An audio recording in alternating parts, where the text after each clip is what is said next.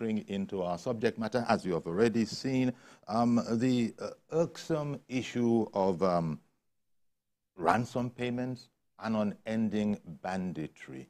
Well, let me quickly tell you, our guest this morning is Mr. Ahmad Sajoh, former Commissioner for Information in Adamawa State. And I say a fine morning to you, sir.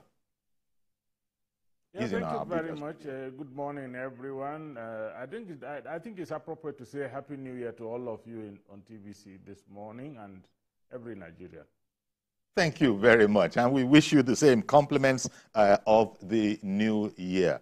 However, you know that as in the midst of that compliments, all those compliments, it's a sort of a bittersweet season if you consider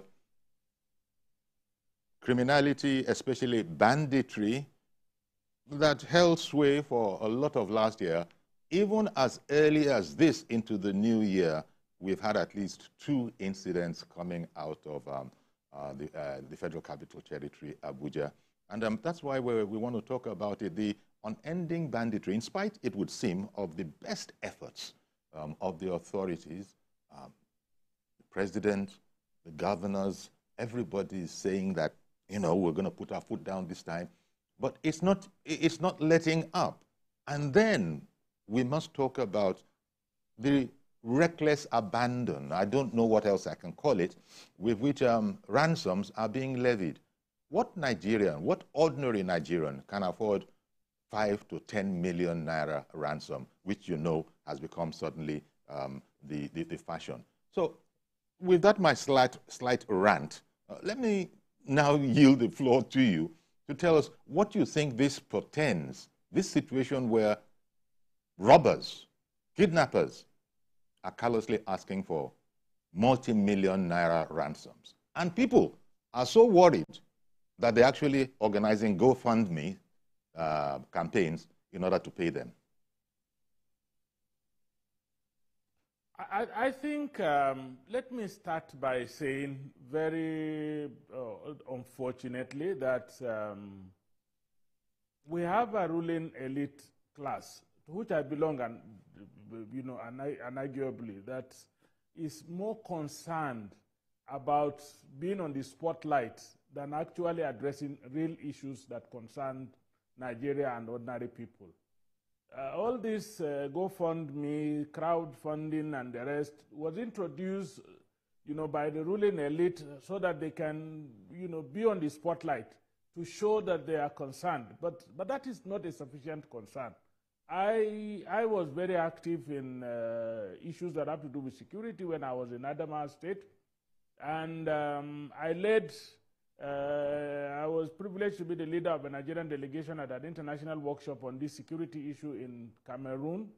And I saw the tweet, for example, by one of our former senators saying in neighboring countries they don't pay ransom. That is not true. We had participants from all of the neighboring countries of West Africa, and they all agreed that, yes, somehow at times they are forced to pay ransom. But most importantly, what they're doing is that everything they do, they always did it in a very subtle and hidden manner. They don't go out and begin to take credit and grandstand on the spotlight, you know, doing things that they should have done to even better the lives of the people, to even end this banditry. So what I feel is that because probably even the kidnappers are cowardly, only kidnapping people who are lowly. They've never kidnapped, not that we're wishing that them to kidnap highly placed people, but they've never done that. So cowardly, they just kidnap ordinary people, you know, on the street, people who are not protected, and then they begin to demand 10 million naira, 50 million naira, 40 million naira, knowing that these people, even if they sell their blood, even they sell themselves, they cannot raise that amount of money. And is now returning the spotlight on some dubious elites who will tell you we are arranging a group of people to gather money and rescue so and so person. And then the guy appears to be a very good person because he's had But the real thing is that crowdfunding, for example, is actually going to exacerbate the kidnapping situation. It's going to worsen it. It's not a solution. I think the solution is that we must begin to engage the public in a meaningful manner. Government, those of us in the media, everybody that have access to the public, we should begin to engage the public. The insecurity that is happening, the kidnappings and all of these things that are happening are subject to two things. One is that there's a need for the security agencies to adopt a new approach. The approach they are adopting now is not working well. We need to leverage on technology, new developments in technology to begin to address these issues. So if our security agencies become more efficient, then we now engage the public to begin to look at itself. Because 90% of cases of kidnap, cases of banditry, especially in areas like the North Central and the Northwest, are done with the connivance of informants who live within us. How do we identify these informants? How do we expose these informants? Because they are more dastardly than even the people who perpetrate these things. So we need to look at it from these two broad angles. An efficient, technology-driven security operations and enhance public awareness as to its own role in ensuring security. Another thing I believe that can help us greatly, and something that we have at every security summit or seminar I have attended that had been a recurring discussion, is that our intelligence gathering, intelligence processing, intelligence sharing is poor. It's very poor. I remember, before the Maitatsine, erupted in Bulunkutu, Maiduguri, for example, my father-in-law, who was then working for the SSS, had infiltrated the group and lived with them for about 6 months. He understood the place. By the time we left that place, he had a useful document that helped the security agencies to go into Bulunkutu and cage the Maitatsine group within that enclave, and it did not expand beyond that enclave. We need to do a lot about our intelligence gathering. I often wonder, why will, for example, a drone bomb a group of people doing Maulud in Kaduna? Were there no security agencies within this group of people, working silently underground to find out what really was happening to people, to the group before they even allow the drones to drop the bombs? So we need a lot of intelligence gathering. But my take in all of this is that definitely, if we really want to end this kidnapping for ransom, that the crowdfunding, GoFundMe, that the elite have introduced in order to be on the spotlight must stop instantly, because it will make the matter worse. Okay, but when you say the elite, when you blame the elite for these crowdfunding and these GoFundMe, as you know, the authorities have never supported, paying ransoms. In fact, they intend to discourage the kidnappers by saying that you will not be paid a ransom. But then it's easy to say that from a policy point of view, but for the horrible, the horror stories we are hearing of these kidnappers actually killing a person, killing a youngster, killing one of several children that have been kidnapped in order to indicate the seriousness of purpose and that you're dragging your feet on this whole matter. We expected to have heard from you by now. So that in itself is another form of terror that is being visited on a person that has already been terrorized by the kidnap of their children. Now, we often are told that see something, say something. That's especially what the security agencies tell us. And we can see the sense in that. But there are not enough of them, it has always been pointed out. to really cover the ground that is necessary. What do you think the part that these personal, in fact, as one of the reports that we just heard, I think the Miete Allah vigilante group was in evidence. There are similar groups in other parts of the country. What do you think those can do, and can there be a sort of a cooperation, a synergy between the authorities and those people who arguably have a closer ear to the ground in these areas? Because the kidnappers just seem to be operating at will. Yeah, I think, again, we need to learn from history. We need to learn from history. When some group of young people, you know, just organized themselves in Maiduguri, believing that their parents were being terrorized by Boko Haram, and that as young able-bodied people, they were ready to go out there and defend their parents. And when they started the fight back, it took the government of then Senator Kashim Shettima, who is now the vice president, to recognize that they could play a role in as a bulwark in rolling back the insurgents from some parts of from Maiduguri and some parts of Borno State. And then they immediately now incorporated them and organized them into what was called Civilian Joint Task Force, Civilian JTF. And we saw how useful it was.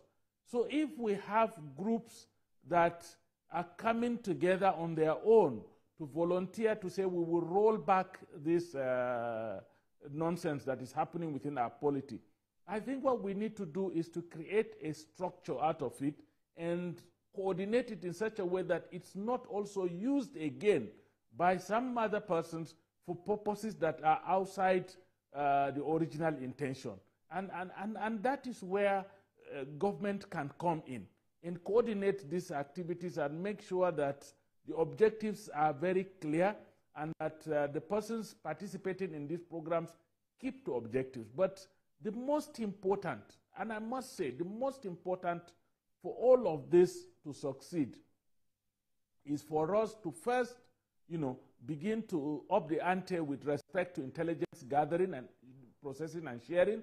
And we also need to, unfortunately, because there's a nexus, address our economic situation. You know, there are people in this world that poverty and despondency can push to any level. You know, somebody may begin to feel that he's just a living corpse. What's the difference between living and dying for him? So we need to really, really work on our economy such that we will reduce the level of poverty. I am not reducing what is happening to just poverty, no, but poverty is one of the factors. And, you know, a hungry man is an angry man. Anger can lead to distortions in rationality, and an irrational person can take any decision, negative or positive. So we need to begin to reconfigure our society along a concept of shared prosperity. And unless we arrive at that shared prosperity, you know, we will have difficulty. Then let me go back to the starting point. You know, we rely too much on spotlight. We like spotlight too much, you know. And every criminal element will tell you, from insurgents to bandits to kidnappers, that the oxygen that they breathe to survive as miscreants is publicity. We must begin to structure our spotlight, our visibility in times of crisis in such a manner that it does not become counterproductive. So in this case, we need to, you know, stop all this GoFundMe, crowdfunding and things like that, and begin to structure our systems in such a manner that we will mitigate even the kidnapping. We can leverage on technology to stop it, or at least mitigate it to a very low level, and begin to also pursue the kidnappers, begin to rescue people. If they know that there is no safe haven for them when they pick people, I mean, they will also be, deterred from doing it. But right now, they have a lot of. This morning, let me tell you my experience this morning. This morning, I was told that there was a woman that was kidnapped in Abuja here, and she had a baby, I think a 6-month-old baby or something like that, and that some people came and reported that they had the cry of a baby in the bush. And right now, as I'm talking to you, I learned that the military has gone to that area to comb the bush and see whether they can find the baby. I mean, can you imagine, how can somebody kidnap a mother with a baby? You can't stop a baby from crying, for crying out loud. So these people feel so emboldened, so safe, that they could carry a mother and a baby will be crying, and they will go freely, And sometimes they come on vehicles, they pick people in vehicles, and vehicles need roads, and they go through the roads. And when you're traveling, on a legitimate business on these roads, you will find 10, 20, 30 roadblocks. They will stop you all over the place and ask you unnecessary questions. But when these kidnappers come and pick people, they just move on those roads as if nothing is happening. I think we need to connect ourselves. We need to connect our systems with actually our desires for a society that is free. Well, as you know, it's become almost as bad as the pandemic, and these groups don't often identify themselves, so they're not working on any ideological basis. But the one thing, you just spoke of it this morning, they just head for the bush, to the forests. And as you know, there are people who are saying that, well, we've always been in the forests anyhow. In fact, I was reading something published about just about 6 months ago, something like that, about, what is going on now? Now everybody in Nigeria is now feeling it. Whereas it needs to be said that our people have never felt part of this system. We have always been in the bush. So now everybody is now feeling a sort of apprehension, and this is why it's become much more serious, and we have to come together to see what we can do about it. But we always say that. And they just head straight for the forests, allegedly. And I don't know the extent to which they can be pursued into that terrain, because they claim, and some of the criminal elements have said, that we're very, very much at home here. Catch us if you can. And so can one go for broke, as it were? There's always this other matter of collateral damage. You don't want to harm people that are not involved. But people are hiding. Terrorists have always done that anyhow. People are hiding behind innocent people, behind those lines. And it looks like we are frustrated. There's nothing. It now makes us look helpless. The president will, from time to time, instruct that they must be found, they must be brought back. I don't know if we're not operating on luck, if they can actually achieve that which they have instructed to do. I don't think we are helpless. I don't think we are helpless. I have worked very closely in trying to design an architecture that addresses insecurity in my own state of Adamawa State, with two very, very gallant officers. Brigadier General Kumar Pai was our brigade commander, and then later B.A. Mohammed, who is currently a commissioner for security in Niger. I do remember that these gallant officers of the Nigerian army had always led their troops into the bush. At that time, when we were building a corridor, because we shared a common border with Borno and Sambisa forest, and we needed a corridor to, after the Boko Haram had been chased from the 7 local governments they occupied, we wanted a corridor to stop them from ever coming back to occupy any local government in Adamawa State. These gallant officers had gone to the bush. I have accompanied them on some occasions. They've gone into the bush.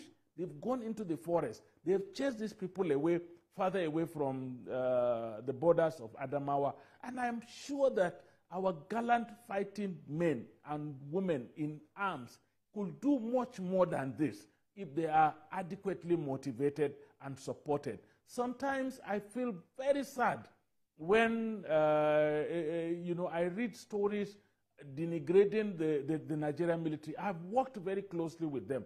They go out there. They go into the bush. Right now, as I'm talking to you, some of them are in the bush trying to see, to pursue the area where the baby cried. I think we could just go into that bush. There's nothing like, because they were born in the bush. I was a cattle herder anyway, my early life. I know the life in the bush. The life in the bush is not as it's being painted. It's just that I think we have not developed sufficient will to penetrate into these groups and begin to dislodge them. We need to dislodge them. We need to deny them safe havens. Where do they take these people that they kidnap? Where do they keep them? If they provide them food, or they themselves eat food, don't they cook? When they cook, is it no fire they use in cooking? Will there be no smoke up there? What is our NICHCOM-SAT, for example, doing? Can't we refocus our satellite activities to those forests where these people supposedly have safe havens, so that we can see? When you see smoke rising in a location, you must know that something is happening. There's human activity in that place. Why can't we pursue these people where they are? I think the collateral damage we're talking about is, because we feel that they go all out and begin to kill civilians. But we have not pursued them. They are also killing civilians. So it's a catch 22 kind of situation. It's a devil's alternative. You go after them, you will lose people. You don't go after them, you lose people. I beg your pardon for interrupting. Yes, let me take a break. Let me take a break. We'll be right back. We'll continue this conversation and also take calls on this frustrating challenge that we're discussing right now. Stay with us, please.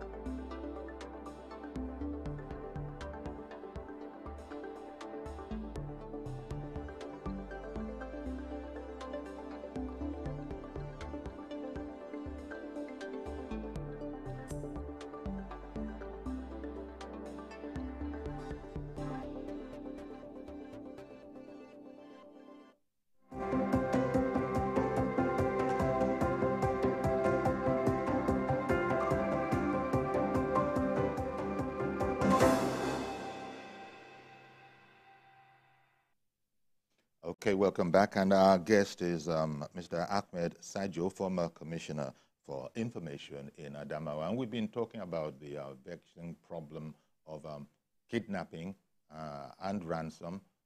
That is banditry, actually. Banditry, kidnapping, and the attendant ransom. And he's been preferring a number of ideas.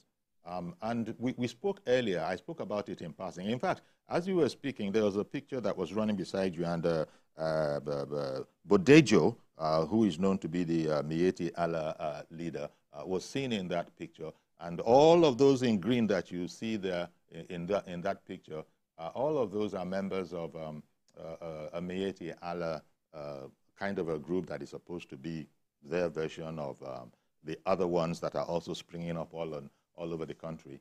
And I think that was if I'm not mistaken, that was in Nasarawa State where it was launched. But I wanted to ask you, the role that you think these kind of groups can play. Can they synergize with the authorities? Because the soldiers, the police, they already have their work cut out for them. I think these groups can be valuable because they understand the culture and the lifestyles of the people, some of the people that are in the bush that are participating in these activities. But I also want to tell you that the kidnapping process has not become a franchise. If we pin it we pin it with a button on one group, then we are actually distorting the reality, and we are moving away from what is happening. It has become seriously a franchise.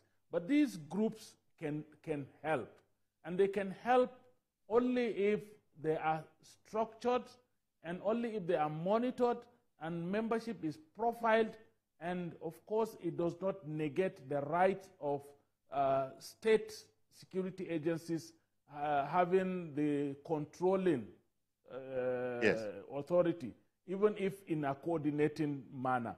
that we should not neglect. And I told you that we have a very good model in Borno. The civilian JTF was a voluntary thing. Later, it was coordinated by the government of Borno State. And they were given even uniforms and things like that. And they became part of the overall security architecture. We could use such groups. I do remember that in spite of the fact that there were distortions in reportage about the role of Odua People's Congress at one point in time, you could agree that for some time that organization had actually controlled the level of insecurity in certain parts of Lagos. So these are, community efforts need to be supported. The Amotekun in the southwest, now the vigilante group in Katsina that the government is supporting, it's also working. And I do remember that when Boko Haram overrun 7 local governments in Adamawa State, when we wanted to roll them back, the military cooperated with the police, they cooperated with the hunters and the vigilantes. And in the process, a lady who lost her parents to Boko Haram volunteered to join the hunters, trained herself, and became a heroine that is celebrated all over. Today, she is a special advisor on security to Governor Zulum in Borno. So these groups of people who volunteer. The question has always been, okay, exactly, the coordination of them. Now, Mr. Ahmed, thank you very much for holding on in Kaduna. Thank you for calling in. Good morning, Mr. Ahmed. I just lost Mr. Ahmed there. So sorry. You see if you could get back in, Ahmed, who called in from Kaduna. I just wanted our guest to land on his sentence, and we lost him. But yes, you were just saying that they could be used, especially if well coordinated. Now, the apprehension has always been that you don't want to lose control of these groups lest they become a danger to security and integrity of the given area. In most cases, what really happens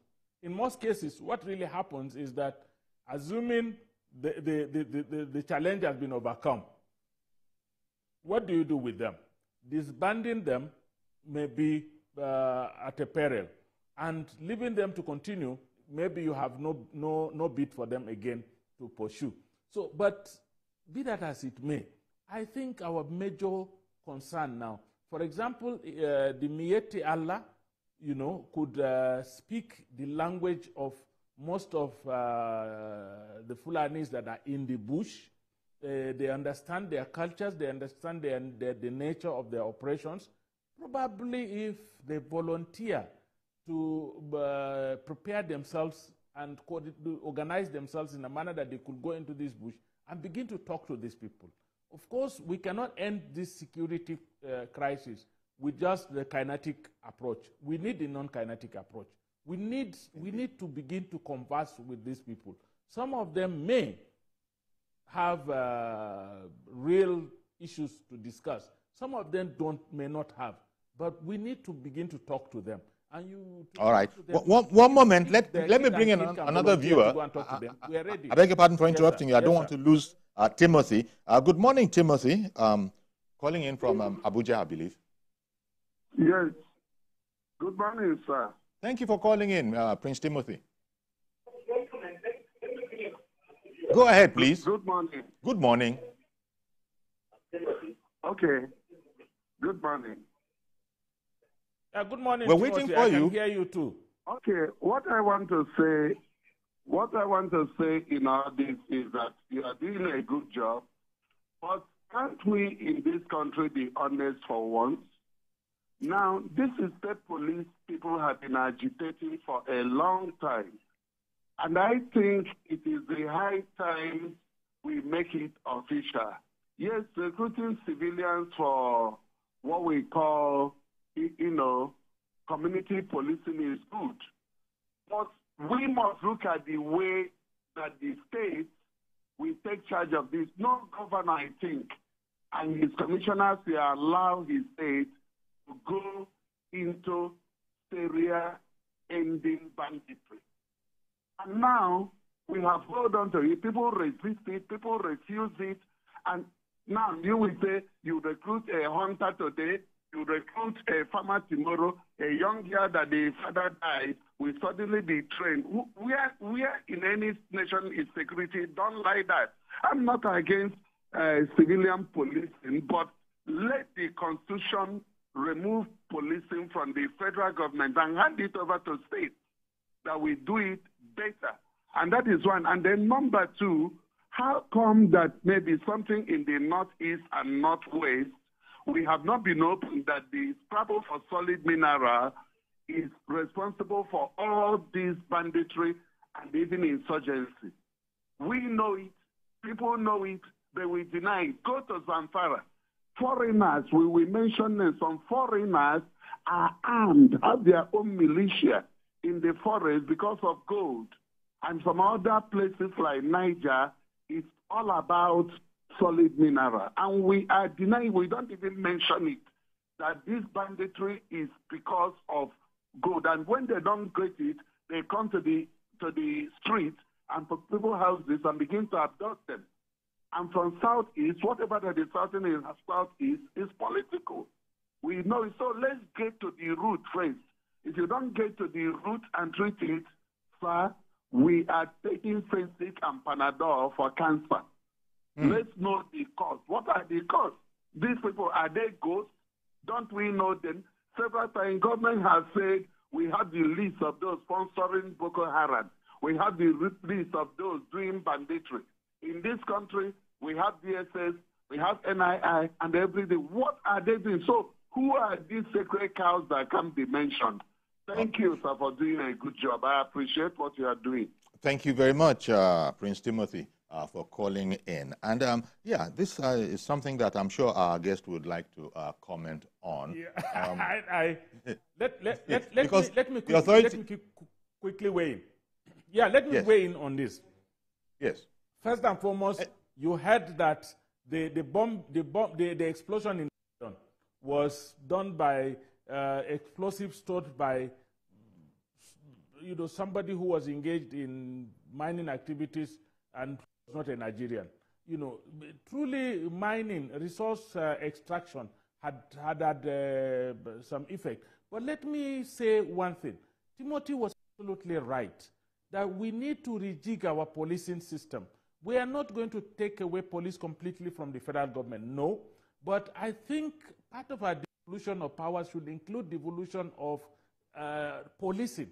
There is nothing wrong, for me, absolutely nothing wrong in having a state police. In addition to a state police, I think there is also nothing wrong in us establishing a special force for VIP duties so that these policemen that we have trained sufficiently to protect lives and properties of individuals in this country can concentrate on that. I have noticed that, and I don't know how many people have noticed it, that when a policeman goes on VIP duties for like 8 years, 10 years or more, by the time he goes back to the command to serve at the divisional police headquarters or at whatever, he would have lost a lot of the finesse of the work of a policeman. I think we need a special force to handle the VIP duties so we can concentrate more on securing the people. And I think there is nothing wrong. The fear that members of the political class to which I belong could misuse state police is somehow, yes, maybe cogent, I mean, maybe there, but, the value of, the devolution of policing would far outweigh the fear that we are having. If we have one point that Timothy made, I beg your pardon, one point that Timothy made is that we have to, from time to time, we've heard the authorities say that we know who are behind these things, but we're never told who are behind these things, and that is a worrying problem. Of course, government, for its own strategic purposes, does not need to tell us everything that it knows. But when you hear that those that are behind these, these activities, and yet the activities don't abate, and you don't share this knowledge with us, so the bad guys become mysterious figures. Nobody knows what to grasp hold of. Let me tell you, let me go back to where I started. You know, we like, how do I put it? We like spotlight. You know, there are too many crimes in Nigeria, but you look for the criminals everywhere, you don't find them. You know, everybody will tell you that, you know, that if you listen to the media trials of people who have committed misdemeanor, you will think that the country itself is going to crash down, you know, any moment from now. You know, big crimes, you know, huge media discussions around the crimes, and then at the end of the day, it either fizzles out or we lose in the court of law due to improper or non-diligent prosecution, and then people, you know, are not punished for offenses they have committed. This Boko Haram, right from Boko Haram, we knew. There were always statements that we know sponsors of Boko Haram. But nobody had come out to say, these are the sponsors of Boko Haram. These are the people. We say we know the sponsors of banditry. Nobody has come out to say. But we I beg your pardon. Let me bring in Abubakar. Abubakar has called in from Katsina. I don't want to lose him. Good morning to you, Mr. Abubakar. Yeah, I really appreciate your efforts. I really appreciate your effort. My take on this matter is that I have two things that in mind that I don't think anybody has ever talked of. If you divide the country into northern and southern hemispheres, you find out that the problem we have in the north is education. And we seem not to address that. If you look at the out of the school children, the way they are raising their children in the north, there is no how we can come out of this if we do not address this issue of education in the north. Look at the group. Ask yourself, how comes in the south this thing is not as serious as the northern hemisphere? The way they train their children, in fact, hardly we can come out of this issue. Okay. Thank you very much. Thank you very much, Mr. Abubakar in Katsina, for bringing that problem up. He brought up the problem of the way the youths are educated across the country. He says he notices that you look at what's going on in the north, it's different from what's going on in other parts of the country. But what do you say to that? I think he is absolutely right. But there's a nexus. There's a nexus between the high number of out-of-school children across the country, but particularly in northern Nigeria. There is also the extreme poverty that we are facing today, and the unemployment and the abuse of intoxicating substances. These issues, you know, come into a mix, a cauldron, and they are the ones that are actually the real parents of the insecurity we are facing.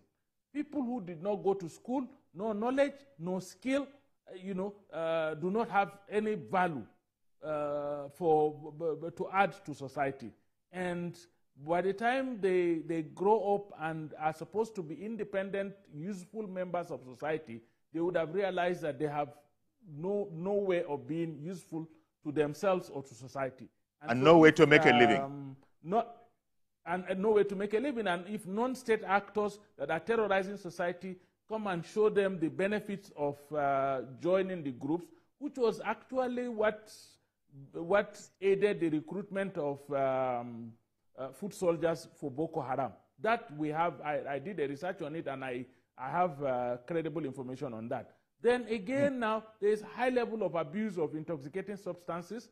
People abuse those intoxicating substances and get out of their senses. You know, normally all of which is still part of the society. All of which is still part of the low education mix. But let me quickly bring in Basit. Did I get that right? Basit has called in from Abuja. Unemployment. Good morning, and Basit. Then there is poverty. There is poverty. Basit? And poverty in Abuja? You know, all over. There's poverty. So Basit in Abuja, can you hear us? Hello? Hello. Is that Basit? Yeah, this is Basit from Abuja. I'm the one speaking, please. Okay, please go ahead quickly. I want to... Hello? We can hear you. I can hear you loud and clear. Yes, I can hear you loud. Yes, sir. Carry on. We can hear you. Go ahead. I can hear you. Want to appreciate our guests here. I'm hearing you. I'm speaking too. I just want to comment on. Go on. Go on. I think we lost Basit. Please, well, that's the first time I'm hearing that name on this program. So he must have joined us for the first time. But please, if there's any other person like that, as soon as we put you on, go right ahead and start speaking. Once we say that, we can hear you. So Basit was confirming that he was hearing us, but he was hesitant to continue. So we lost that. But we're talking about the education. After all, it is the young person, the child that becomes an adult. And when he becomes an adult, he wants something to sustain himself with. He doesn't have any education. He doesn't have any skills. And so what's he going to do? He's going to pick up a cutlass, and if he can get it, he's going to pick up a gun. And this is said to be at the base of a number of these challenges that we are facing. And it doesn't, you just said, sir, that it's such a widespread problem. I don't know if it is not overwhelming to the governments, especially of northern Nigeria. Not that I'm singling them out. It's a problem across the land. But as you said yourself, it's a special problem in the northern part of the country. Let me assure you of one thing. Hello? Yes, we can hear you. Hello?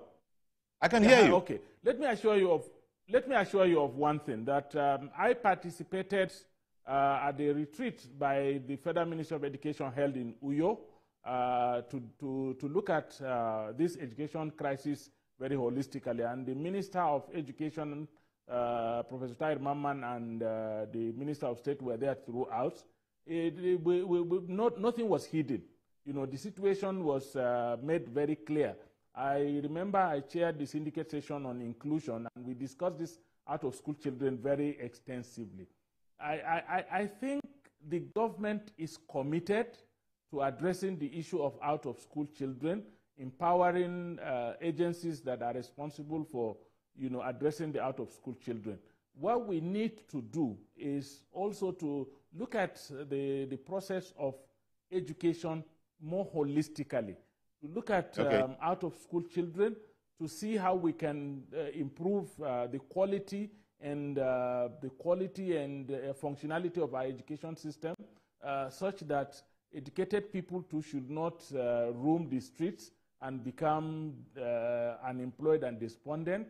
We need to look at all of it in a manner that, like I said, if we do not address out-of-school children, abuse of substances and unemployment, plus poverty all in one conundrum, and look at it as the real mother of the crisis of insecurity.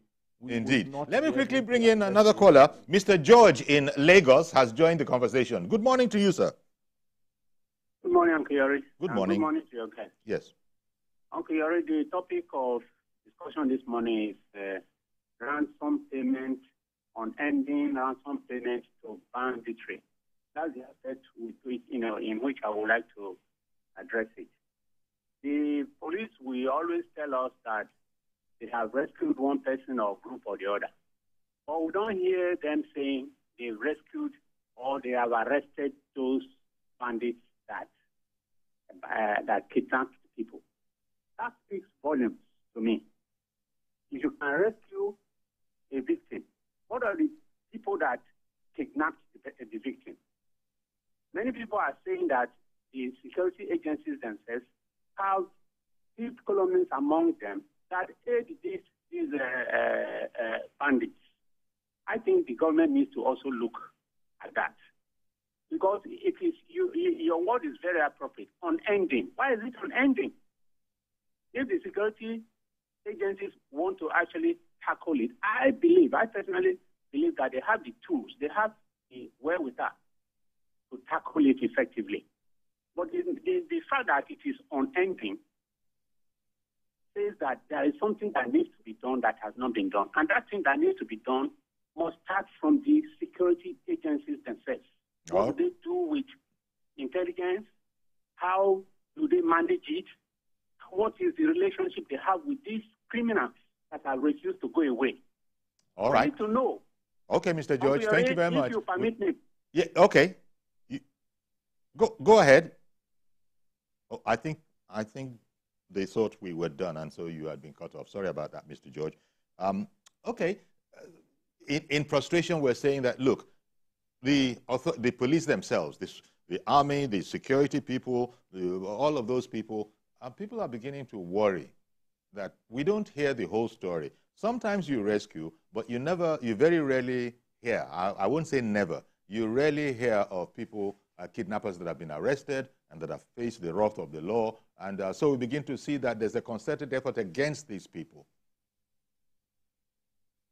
I think it's absolutely worrisome that when, this kidnapping for ransom, if it becomes a profession, it becomes something a franchise. Is a franchise kind of. It's dangerous for all of us. For any reason that when non-state actors pick up weapons and begin to challenge the powers of the state, that in itself is big wahala. Let me put it this way, for a polity. And so we need to find a way to stop completely the process of kidnapping for ransom. And the best way to go about it is that as soon as a kidnapped person is rescued and the kidnapper is arrested, let us find a way to insist that the kidnapper should disclose his accomplices, and if he had any sponsors, we need to know the sponsors. If we do not cut this thing from the root, if we do not cut it from where we have people who are known to sponsor these things, people who are known to aid these things, people who are known to abet these things, people who include a chain right down to the informants, we will not see the end of this. So I am saying... Okay. But you don't believe... Sorry, sir. In conclusion, I beg your pardon to be speaking over you. You don't believe that we as a country are helpless against this ill of banditry and kidnapping? Well, definitely we're not helpless. Like I told you that we had an architecture where I served in Adama said as a cabinet member and member of the Security Council.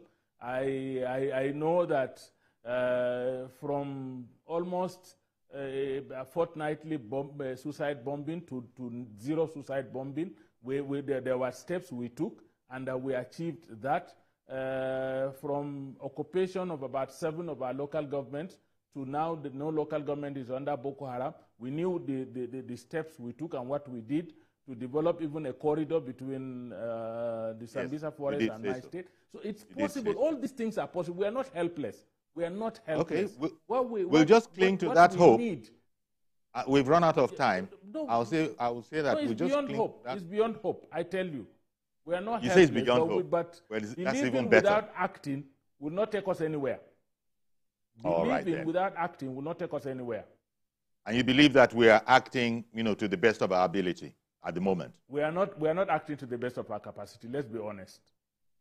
If we are acting to the best of our capacity, would have apprehended some of the sponsors, would have brought them to books, would have apprehended some of the informants, and they would have led us to some of the cells, and we would have apprehended some of the kidnappers. And by now, we would have we would have taken the fight back right into the people's homes, rather than waiting and feeling desolate and despondent and helpless. We are not helpless at all.